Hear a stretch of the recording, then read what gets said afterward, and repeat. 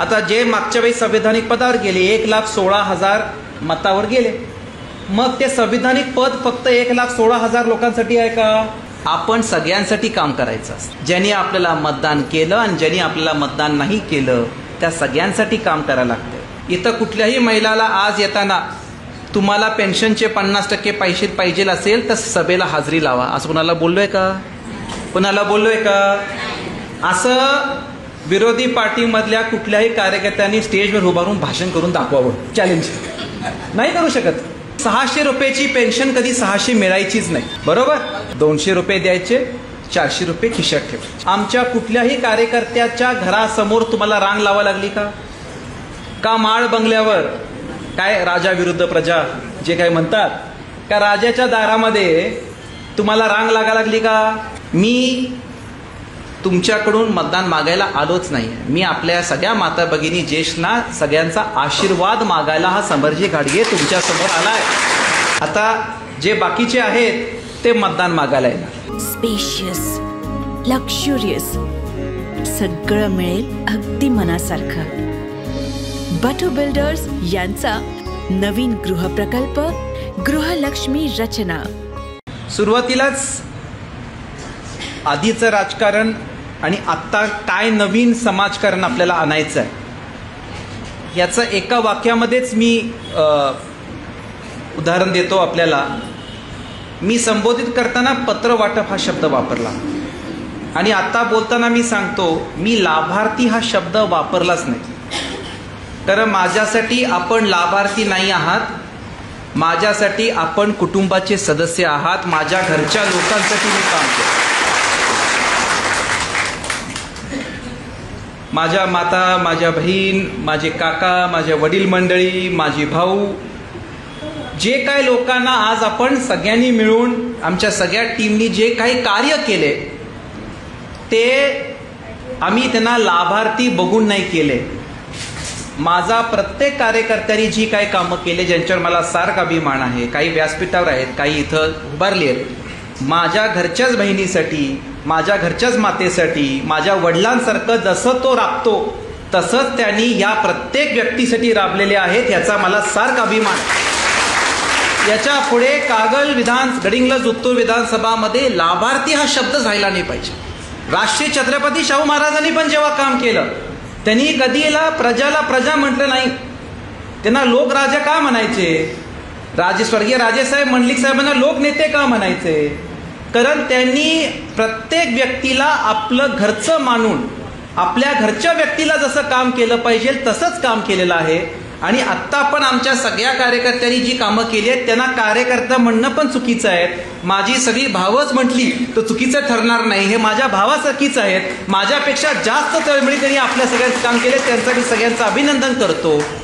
आणि ह्याचा फरक असाच आहे, आधीचा काळ आपण लक्षात ठेवा, तेव्हा प्रत्येक महिलाला, प्रत्येक ज्येष्ठ व्यक्तीला मताचं गोळाबेरीज म्हणून काम केलं गेलं. 2014च्या आधीचा काळ लक्षात ठेवा. 600 रुपयाची पेन्शन होती. कोणी स्वतःला श्रावण बाळ म्हणून पदवी निर्माण केली. त्यांना इतिहासामध्ये किती श्रावण बाळ हे शब्द कशासाठी वापरलं जातं हे त्यांना ठाऊक आहे का नाही मला माहीत नाही, बरोबर? सगळ्यात महत्त्वाची बाब, एक दृश्य तुमच्या डोळ्यासमोर ठेवा. 2014च्या आधी तुम्हाला कुठल्या तरी फाउंडेशनच्या ऑफिसच्या बाहेर रांग लावा लागायची, बरोबर का नाही? आत्ता पण उत्तूरचं मध्ये एक व्हिडिओ व्हायरल झाला की कुठल्या तरी शाखेच्या बाहेर रांग लागून महिला लाभार्थीचे पैसे घेण्यासाठी महिला रांगेत बसल्या, बरोबर? आणि 600 रुपयाची पेन्शन कधी 600 मिळायचीच नाही, बरोबर? 200 रुपये द्यायचे, 400 रुपये खिशात ठेवायचे. सर्व्हिस चार्जेस हा, म्हणजे भारतीय सरकारने GST आणली 19 मध्ये. आधी आली कागलमध्ये. आधी कागलमध्ये GST होती. काम केल्यामुळं तुमच्याकडून किरकोळ 400 रुपये घ्यायचे. पासबुक आज ही 14च्या आधी सोडा, आजही जेवढे लाभार्थ्यांनी समोरून काम करून घेतलेलं आहे, त्यांचे जे लाभार्थी म्हणून लाभार्थी शब्द वापरतो, त्यांच्या हातामध्ये त्यांचं पासबुक नाही आहे. जे डिस्ट्रिक्ट कोऑपरेटिव्ह बँक आहे, बँक चांगली आहे, मी बँकेला काही दोष देत नाही, त्यांची पासबुक त्यांच्या हातात नाही आहे. ही पासबुक इकडच्या प्रमुख कार्यकर्त्यांच्या घरामध्ये पडून आहे. आत्ता जेव्हा आपण लोकांना आपलं मानतो, आपल्या कुटुंबाचं सदस्य म्हणून मानतो, आता फरक बघा. आता बघा तुम्ही लोक डायरेक्ट तुमच्या खात्यावर पैसे येतात. आमच्या कुठल्याही कार्यकर्त्याच्या घरासमोर तुम्हाला रांग लावा लागली का? का माळ बंगल्यावर काय राजा विरुद्ध प्रजा जे काय म्हणतात, का राजाच्या दारामध्ये तुम्हाला रांग लागा लागली का?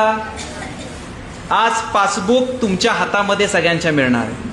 आपण राजे विक्रमसिंह गाडगे बँकेमध्ये 0 बॅलन्सचं खातं उघडलं. 0 बॅलन्स म्हणजे ते सांगतो काय आहे, तुम्हाला या बँकेमध्ये कमीत कमी 200 रुपये 300 रुपयेचं बॅलन्स ठेवायची आवश्यकता लागत नाही. आणि पेन्शन जेव्हा खात्यावर येते तेव्हा राजे बँकेच्या पिगमी एजंटतर्फे घरपोच तुम्हाला सेवा मिळते. याचा मला सारखा अभिमान आहे. घरपोच सेवा. प्रत्येक महिलाच्या, आमच्या माता भगिनीच्या हातामध्ये पासबुक आहे. मी प्रत्येक महिलाकडे गेल्यानंतर विचारतोय, पासबुक तुमच्या हातात आहे का? नाही, 100% हातात आहे.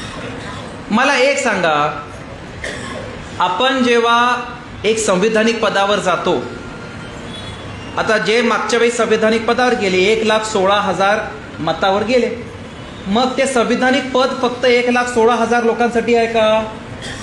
असं आहे का? आणि संविधानिक पदावर गेल्यानंतर आपण सगळ्यांसाठी काम करायचं असतं. ज्यांनी आपल्याला मतदान केलं आणि ज्यांनी आपल्याला मतदान नाही केलं त्या सगळ्यांसाठी काम करायला लागतं. लाभार्थ्यांना लाभार्थी मानून चालत नाही, आपलं घरचं मानून त्यांना सर्वांगीण विकास केला पाहिजे. इकडं आम्ही आता तेच नवीन धोरण सुरू केले.